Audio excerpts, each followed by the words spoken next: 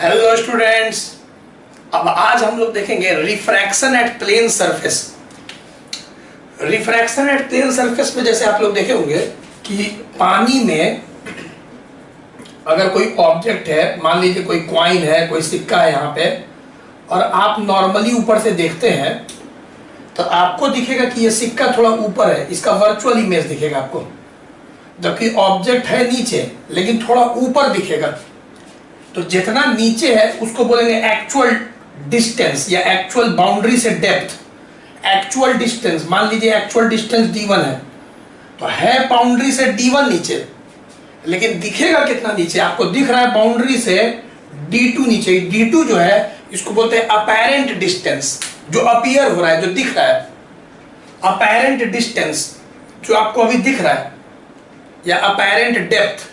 तो एक हो गया रियल, जितना सच में है, जितना नीचे, सच में जितना नीचे है, और उसका वर्चुअल इमेज थोड़ा ऊपर दिख रहा है। मतलब सोचिए अगर पानी है और उसमें कोई मछली है, समझ रहे होंगे, तो अगर कोई ऊपर से देख रहा है, कोई बर्ड देख रही है या आप ही देख रहे हैं, तो मछली आपको हल्का ऊपर दिखती है। ऑब्जेक्ट ये है, ये वर्चुअल इमेज आपको दिखता है। तो जो बाउंड्री से एक्चुअल डिस्टेंस है वो है d1 मान लीजिए, और आपको जो दिख रहा है इमेज वो है apparent d2, apparent distance d2। तो फीलिंग आ गया, वो यही हम लोग को रिलेशन निकालना है। रिफ्रैक्टिव इंडेक्स दिया रहेगा मीडियम का, और हम लोग को रिलेशन निकालना है एक्चुअल डिस्टेंस और apparent distance from the boundary. Question समझ में आ गया होगा। तो टॉपिक है आज का हम लोग का छोटा सा, रिफ्रैक्शन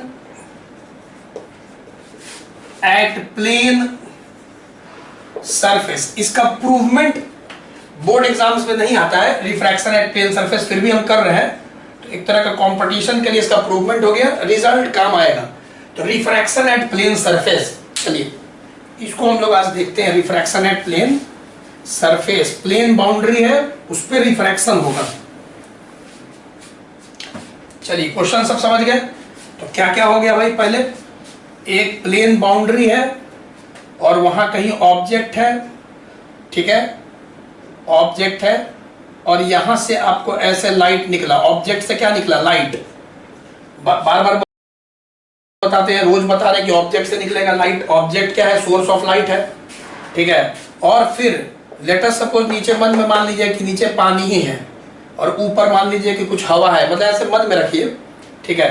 तो एक आपका रिफ्रैक्टिव इंडेक्स मान लीजिए, यहाँ पे हम मान लिए μ1, ठीक है, और यहाँ पे रिफ्रैक्टिव इंडेक्स मान लिए μ2, देख लीजिए अच्छा से, μ1 मान लिए, μ2 मान लिए, ठीक है। अब यहाँ पे रियल डिस्टेंस, तो ये तो आपका रियल डिस्टेंस है O का, d1, क्लियर। अब यहाँ पे जैसे ही रिफ्रैक्शन होगा, मान लीजिए डेंसर से rarer away from the normal, denser से rarer away from the normal, और ये आपके आई में गया। आंख मान के चल रहे हैं, बहुत दूर नहीं है, ऑब्जेक्ट और आई के बीच का जो डिस्टेंस है बहुत कम है इसको, ठीक है।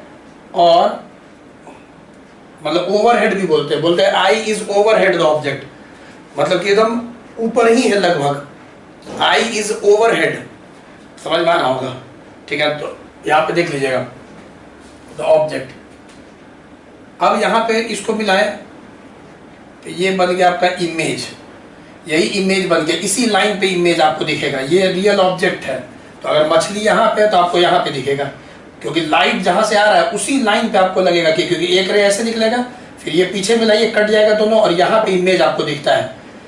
तो यही d2 है। आपको क्वेश्चन समझ में आ गया, आपको d1 d2 और μ1 μ2 के बीच का रिलेशन निकालना है, यही हम लोग को रिलेशन फाइंड करना है, ठीक है। चलिए अब यहाँ पे क्या करेंगे भाई, हम लोग यहाँ पे ऑब्जेक्ट हो गया, तो यहाँ पे हम लोग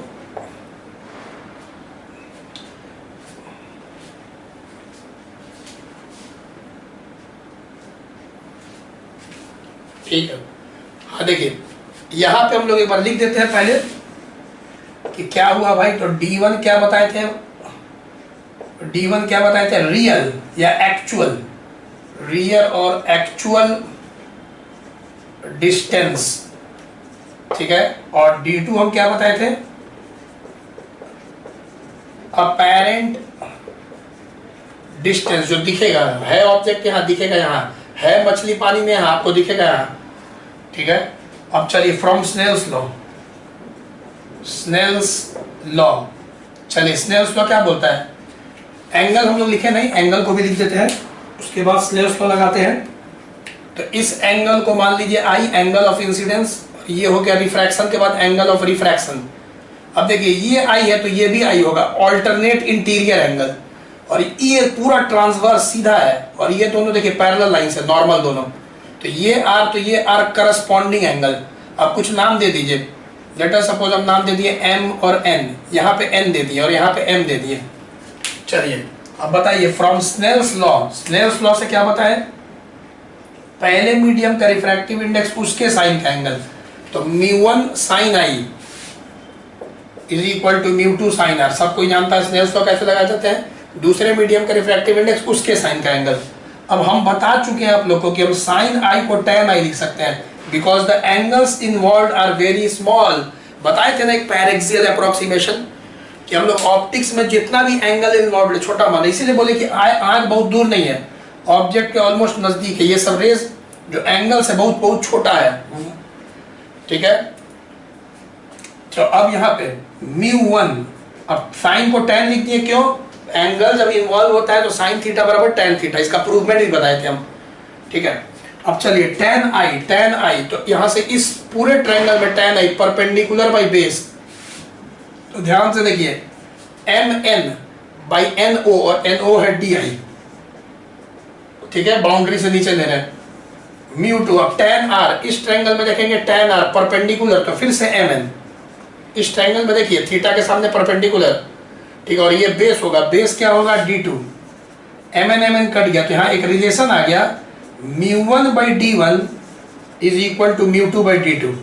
अब डायरेक्ट इसको भी याद कर सकते हैं, अब याद करवाएंगे, लेकिन हम लोग को क्या निकालना था, d1 d2 में रिलेशन, तो ये रिलेशन आ गया। यहाँ से अगर हम लोग d2 निकाले, जो कि d2 क्या चाहिए भाई, तो अपैरेंट डिस्टेंस, तो d2 आ जाएगा आपका d1 μ2 बाई μ1, ये आपका d2 आ गया। अब याद करवा देते, रुक जाइए, d2 बराबर d1 μ2 बाई μ1। यहाँ पे एक टर्म और यूज होता है, ऑल्सो नॉर्मल शिफ्ट। देखिए नॉर्मल शिफ्ट किसको बोलते हैं, O और I के बीच का डिस्टेंस, ऑब्जेक्ट और इमेज के बीच का डिस्टेंस। अब नॉर्मल क्यों है, क्योंकि ऑब्जेक्ट देखिए जो मछली है ना, ऊपर ही दिखेगा आपको उसका इमेज, ये नहीं कि दाएं बाएं कहीं चला जाएगा, नॉर्मली ऊपर दिखेगा या नॉर्मली नीचे दिखेगा। तो यहाँ पे था और यहाँ पे दिख रहा है, तो नॉर्मली कितना ऊपर दिख रहा है, तो ये जो OI डिस्टेंस है इसी को बोलते हैं नॉर्मल शिफ्ट। तो नॉर्मल शिफ्ट आपको दिख रहा होगा d1 माइनस d2, ये d1 में से d2 घटा देंगे तो OI, ऑब्जेक्ट और इमेज के बीच का दूरी पता चल जाएगा। अब यहाँ से d2 का वैल्यू रखिए और d1 को, तो यहाँ पे आपको ऐसा दिखेगा 1 माइनस μ2 बाई μ1, ये जो OI है यही आपका नॉर्मल शिफ्ट है, ठीक है। तो ये एक सिंपल फॉर्मूला है, अभी इसको पहले आप नोट कीजिए, अब हम इसको याद करवाएंगे। इस फॉर्मूला को याद करने का बहुत सारा तरीका है और इस पे प्रॉब्लम कुछ बताएंगे, नोट करिए।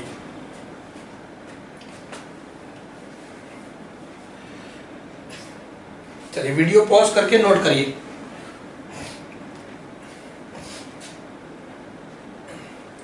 रिफ्रैक्शन एट प्लेन सरफेस,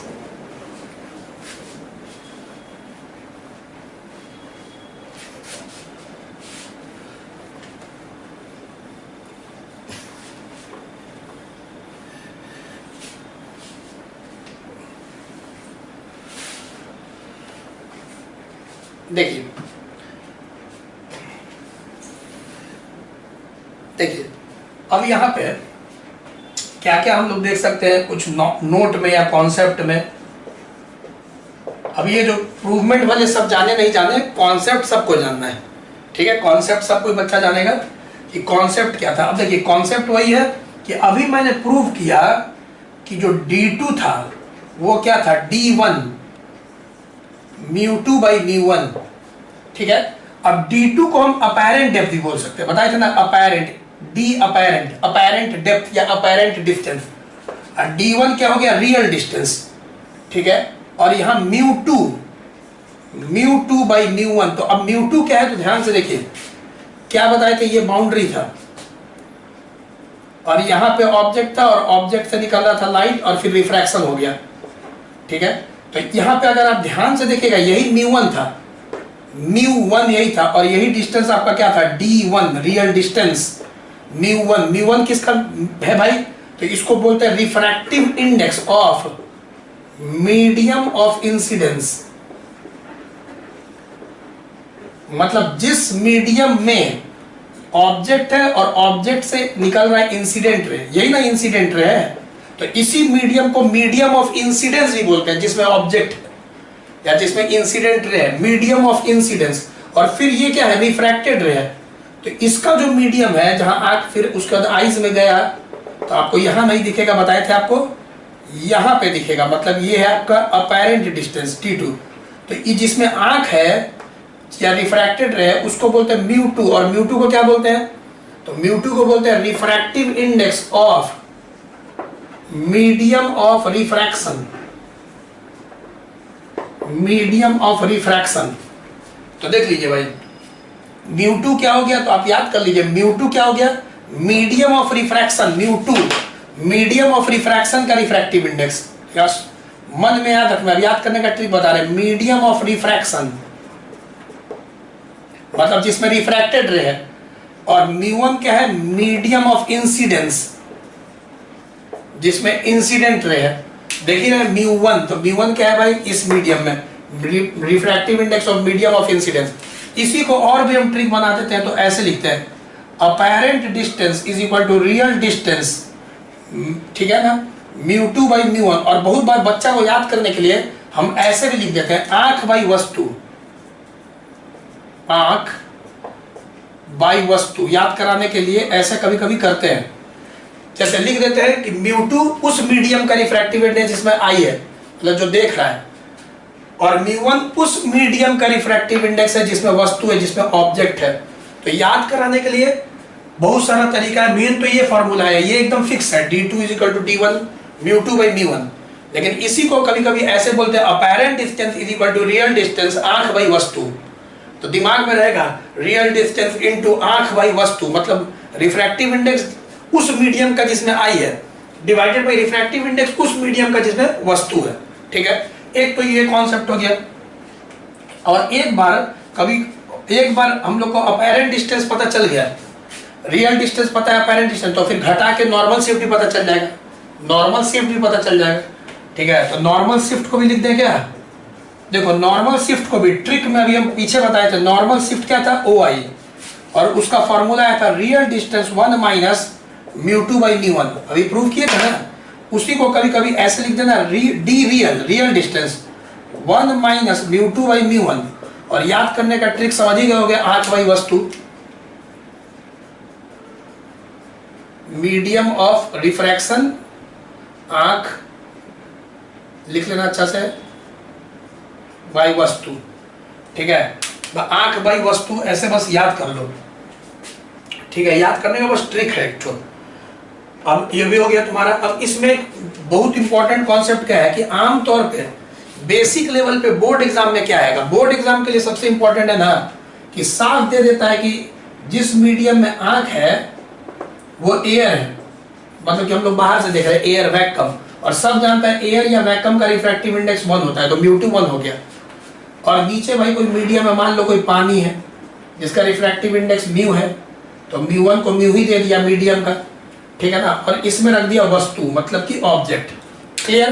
तो यहाँ पे सारा बच्चा समझ जाएगा कि हम लोग का भाई ऑब्जेक्ट है तो इमेज थोड़ा ऊपर दिखता है, ऐसे सिंपल केस में। तो यहाँ पे डायरेक्ट हम लिखते हैं D apparent is equal to D real by mu, direct याद कर लो, D apparent is equal to D real by mu. समझ गए प्रूफ इसका, मतलब apparent distance is equal to real distance by mu. देखो कैसे, अब आंख जिसमें वो तो 1 हो गया, तो ये तो 1 हो गया ऊपर न्यूमरेटर, और जिसमें वस्तु है मतलब ऑब्जेक्ट है उसको 1 म्यू मान लिए म्यू। तो क्या आ गया, D apparent is equal to D real by mu, क्योंकि जिस मीडियम में आंख है उस तो एयर है। तो ये भी एक स्पेशल केस है जिसको डायरेक्ट याद कर सकते हो कि D apparent is equal to D real divided by mu.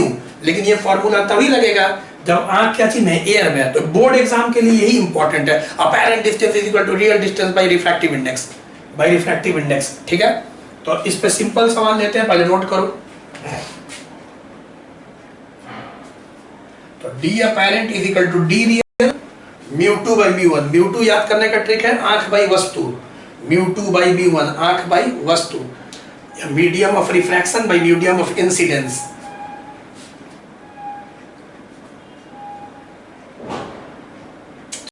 तो नोट करो।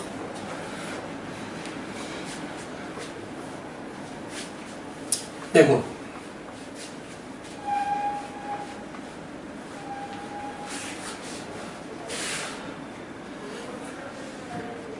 चलिए अब यहां पे कुछ प्रॉब्लम्स देख लेते हैं। देखो जैसे कि सिंपल अगर क्वेश्चन पूछे, सिंपल क्वेश्चन अगर मान लो एकदम अच्छा से बनाए, एग्जाम्पल की तरह पे लेना, बस कॉन्सेप्ट है कि भाई चलो कोई मछली है, ठीक है, और इसका रियल डिस्टेंस दिया हुआ है 60 सेंटीमीटर, यही मछली ऑब्जेक्ट है, ठीक है। देख लो भाई रियल डिस्टेंस दिया हुआ है 60 सेंटीमीटर, ठीक है, और यहीं पे कोई मान लेते कोई बर्ड इसको देख रही है,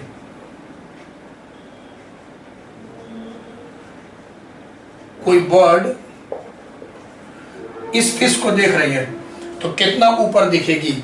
ये 60 सेंटीमीटर दिया हुआ है, ऊपर एयर है, तो एयर का सब जानते हो कि रिफ्रैक्टिव इंडेक्स 1 होता है, और यहाँ वाटर है, और वाटर का रिफ्रैक्टिव इंडेक्स आपका 4/3 होता है, और यहाँ रियल डिस्टेंस दिया हुआ है, ठीक है। तो यहाँ पे मान लेते हैं बर्ड कितना बाउंड्री से कितना ऊपर है भाई, तो 120 सेंटीमीटर, ठीक है। हम लोग को अभी बाउंड्री ही से बताना है जो भी डिस्टेंस है, तो न्यूमेरिकल में पूछ देता है कि फ्रॉम द बाउंड्री बताइए कि बाउंड्री से बर्ड कितना दिख रही है, ठीक है।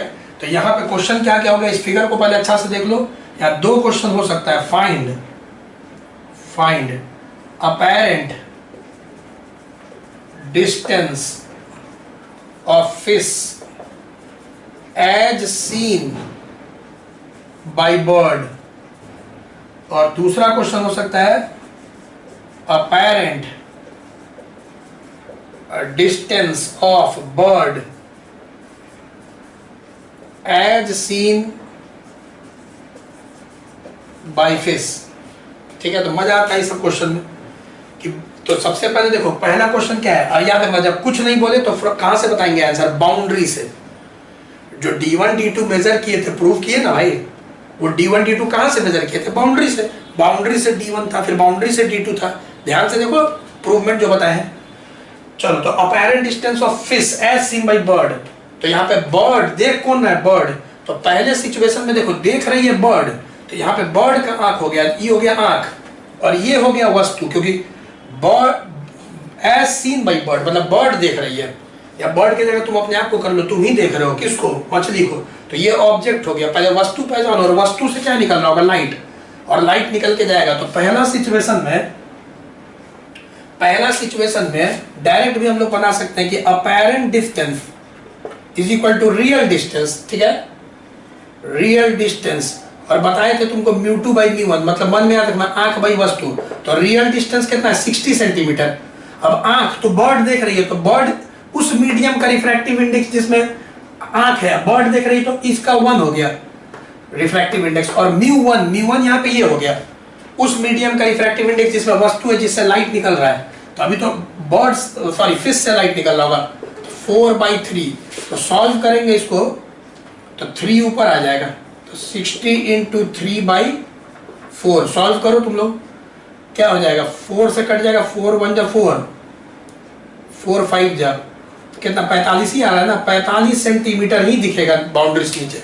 तो क्या हम लोग का हो गया, फिगर से समझा दोगे कि भाई यहाँ पे अगर मछली है 60 सेंटीमीटर के नीचे, तो उसका dot dot dot dot dot dot dot dot dot dot image जो है, उसका इमेज जो है मात्र 45 सेंटीमीटर नीचे है, 60 नीचे बाउंड्री से, लेकिन हम लोग को बाउंड्री से 45 नीचे दिख रहे, तो शिफ्ट कितना हो गया, OI अगर कोई पूछेगा तो 15 हो गया, ठीक है, 15 सेंटीमीटर ऊपर दिख रही है, नॉर्मल शिफ्ट 15 सेंटीमीटर हो गया, क्लियर। तो ये हम लोग बाउंड्री से बता रहे हैं। कभी कभी पूछ देता है ना कि बताइए बर्ड ही से कितना होगा, ये तो बाउंड्री से है 45, तो बर्ड का 120, अगर बर्ड से पूछेगा डिस्टेंस की, बर्ड्स और फिश के इमेज में कितना दूरी है, तो फिर 120 प्लस 45 जोड़ के आंसर देंगे। What is the distance between the bird and the image of the fish. तो जाहिर सा बात है कि वैसा क्वेश्चन अगर पूछेगा कॉमन से 120 प्लस 45 करके आंसर देंगे कि what is the distance between bird and the image of fish. ठीक है, तो अभी हम लोग बाउंड्री से आंसर दे रहे हैं, याद रखना। चलो सेकंड क्वेश्चन में बताओ, apparent distance is equal to real distance आंख बाई वस्तु। अब ऐसा, अब रियल डिस्टेंस 120 सेंटीमीटर होगा। अब बताओ यहाँ पे ऑब्जेक्ट कौन है, बर्ड, तो अब लाइट किससे निकलेगा, बर्ड से। अब तो बर्ड से ना लाइट निकलेगा, पहले किससे निकाले थे फर्स्ट सिचुएशन में, फिश से, क्योंकि फिश जो ऑब्जेक्ट होता है उससे लाइट निकलता है। तो अब ये हो जाएगा मीडियम ऑफ इंसिडेंस और ये हो जाएगा मीडियम ऑफ रिफ्लेक्शन। लाइट यहां से निकलेगा, रिफ्रैक्ट होकर आंख में आएगा। ठीक है, तो अब यहाँ पे देख कौन रहा है भाई, तो फिश देख रहा है, फिश का आंख। तो यहाँ पे आंख उस मीडियम का रिफ्रैक्टिव इंडेक्स जिसमें आंख है तो 4/3, और उस मीडियम का रिफ्रैक्टिव इंडेक्स जिसमें वस्तु है तो वस्तु इस बार बर्ड है। तो यहाँ पे हम लोग सॉल्व करेंगे तो कितना हो गया, 120 इंटू 4/3, ठीक है ना, 3 4 जा 160, देख लो। ठीक है, 40 हो गया, 160 सेंटीमीटर, इससे ज्यादा आया है। इसको सोचो कैसा होगा, तुम्हारी इमेज डायग्राम बनाओ कि इस बार भाई दिख कौन रही है, बर्ड। ऐसा ही रफ में फिगर बना रहे हैं, हंसना उसमें नहीं, बर्ड ये जो कि ऑब्जेक्ट है। अब बर्ड से लाइट निकल रही है। अब सब जानते हैं कि रेयरर से डेंसर टुवर्ड्स द नॉर्मल, तो टुवर्ड्स द नॉर्मल आएगा ना।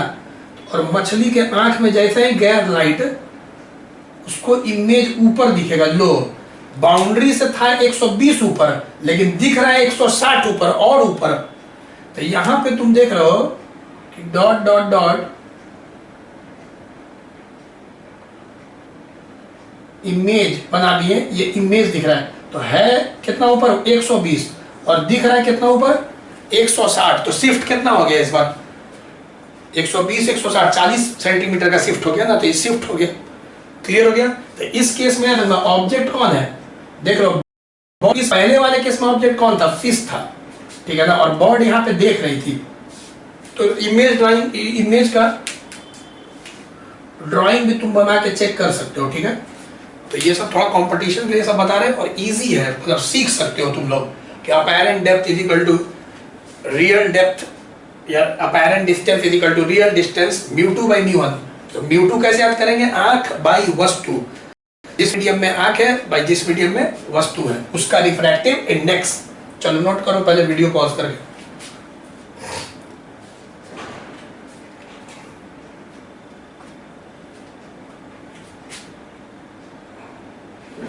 चलिए हो गया।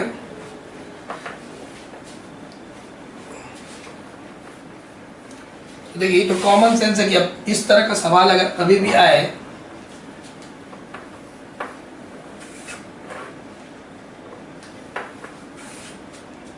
चलेगी। अब जैसे कभी भी कोई एग्जांपल दे दे, तुमसे पूछ दे कि मान लो कोई कंटेनर है, ठीक है, और कंटेनर में पानी है, कंटेनर में पानी है, पानी है, वाटर है, मान लो बोल दे, और वाटर का रिफ्रैक्टिव इंडेक्स 4/3 दे दे, और बोल दे कि इसमें कोई ऑब्जेक्ट रखा हुआ है, कोई सिक्का क्वाइन रखा हुआ है, ऑब्जेक्ट यही हो गया क्वाइन, तुम ऊपर से देख रहे हो, ठीक है, ऊपर से एकदम ऑलमोस्ट ओवरहेड, ठीक है ना, ऑब्जेक्ट के ऊपर तुम्हारा सर है। तो यहाँ पे इसका लेटर सपोज हम दे दे 20 सेंटीमीटर है भाई, तो रियल डिस्टेंस, बाउंड्री से बताओ रियल डिस्टेंस कितना है, एक्चुअल डिस्टेंस कितना है, 20 सेंटीमीटर। लेकिन अब तुम लोग गारंटी सीख गए हो कि यहाँ नहीं दिखेगा, थोड़ा ऊपर दिखता है, पूरा रिफ्रैक्शन से समझा चुके हैं, ठीक है, कि इमेज यहाँ दिखता है। तो अब अगर कोई पूछे कितना, बाउंड्री से कितना भाई दिख रहा है 20 सेंटीमीटर नीचे, लेकिन दिखेगा कितना, तो डायरेक्ट कर सकते हैं रियल डिस्टेंस बाई म्यू। इसमें डायरेक्ट क्यों कर दिए, तुम लोग समझ गए, क्योंकि आंख भाई वस्तु, आंख है तो एयर में, और एयर का रिफ्रैक्टिव इंडेक्स 1 और वस्तु का म्यू मान लिए। तो समझिए कि दो बार समझा रहे एक ही चीज। तो रियल डिस्टेंस यहाँ पे 20 सेंटीमीटर दिया हुआ है, और म्यू हो गया तुम्हारा कितना, 4/3, तो 20 इंटू 3/4, 4 5 जा 20, 15 सेंटीमीटर। समझ में आता है। यहाँ शिफ्ट कितना हो गया, अगर हम पूछे नॉर्मल शिफ्ट, नॉर्मल शिफ्ट कितना हो गया, तो नॉर्मल शिफ्ट हो गया कितना 5 सेंटीमीटर ना, क्योंकि है 20 नीचे, दिख रहा है बाउंड्री से 15 नीचे, तो शिफ्ट कितना हो गया 5 सेंटीमीटर शिफ्ट हो गया, ऐसे दिखता है हम लोग को।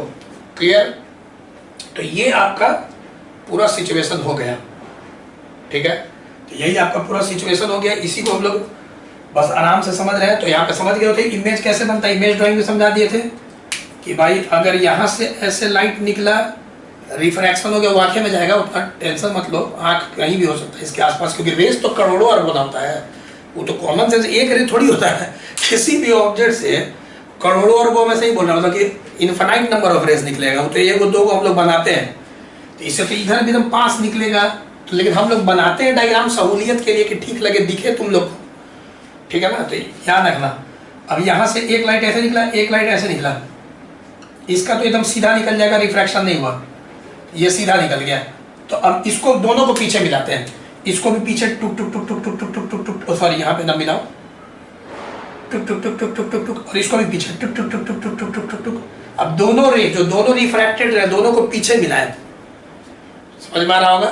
तो रिफ्रैक्टेड रे सच में तो मिलेगा नहीं, तो मेरा अगर फर्स्ट वीडियो देखे ऑब्जेक्ट और इमेज का फर्स्ट वीडियो, तो उसमें देखे होगा कि बताए थे कि जब refracted ray seems to meet, refracted ray seems, that is virtual image.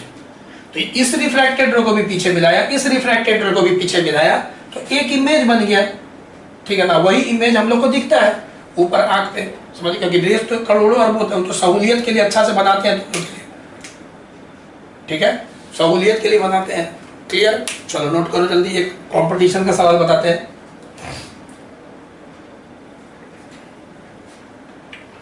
चलिए पूरा अच्छा से नोट करो, पूरा रब कर देंगे।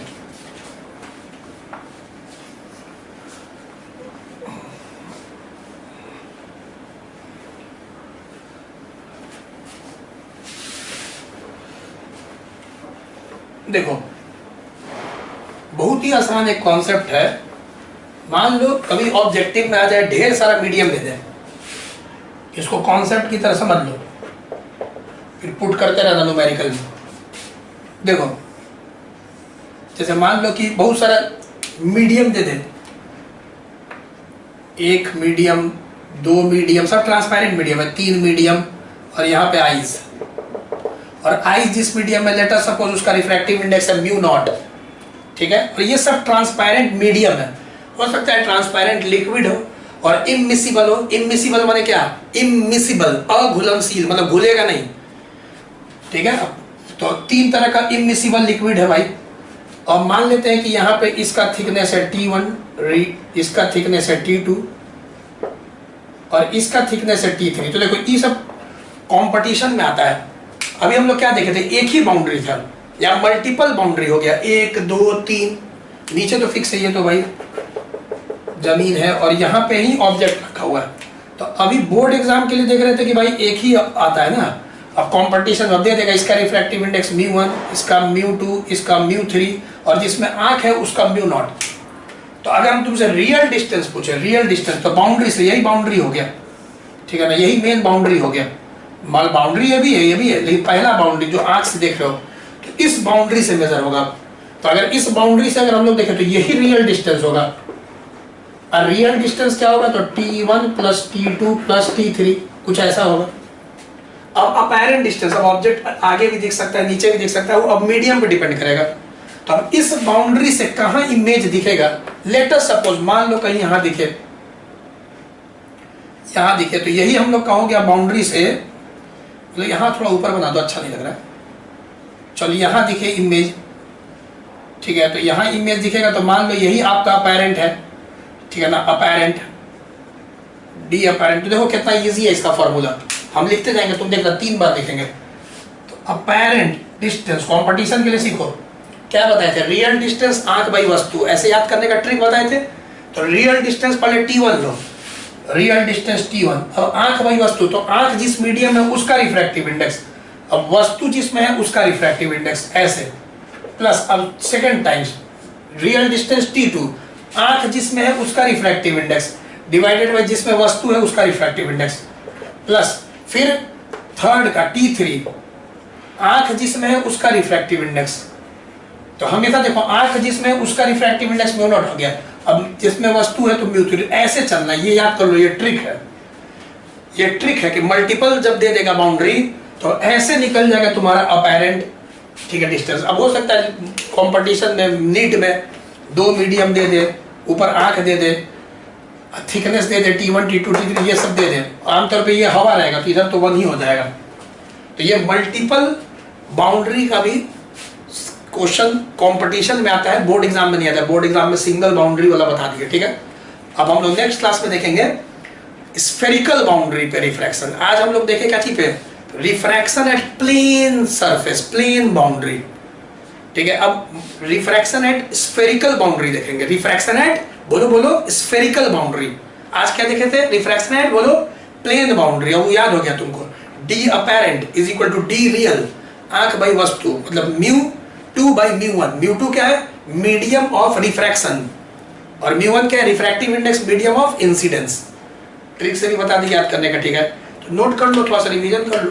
अब बोर्ड के लिए बात करोगे तो बस वही है, काम आएगा जो बताएं, apparent distance is equal to real distance by mu, ताकि ऊपर हवा मान लेगा तू तो 1 मार्क्स में आ जाएगा, ठीक है। तो bye bye, see you again.